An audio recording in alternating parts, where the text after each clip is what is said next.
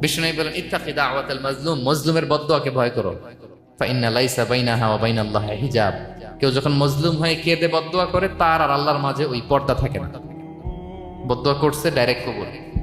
খবরদার আমার পেনাঙ্গের ভাইয়েরা, আমরা যেন জালিম না হই।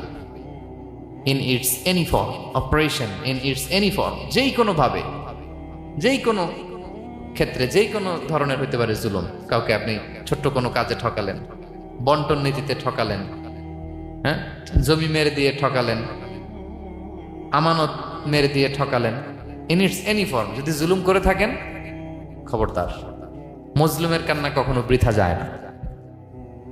মজলুমের কান্না কখনো বৃথা যায় না। জীবনের কোনো না কোনো সময়ে এর প্রায়শ্চিত্ত আপনাকে করতে হবে। জীবনের কোনো না কোনো সময়ে এর প্রায়শ্চিত্ত করে আপনাকে মরতে হবে। তাহলে কোন বিশ্বাসী কি জালিম হতে পারে?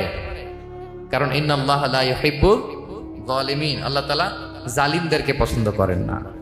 তাহলে জুলুমের সাথে আমাদের কোনো সম্পর্ক আছে? হ্যাঁ, কোনো সম্পর্ক আছে?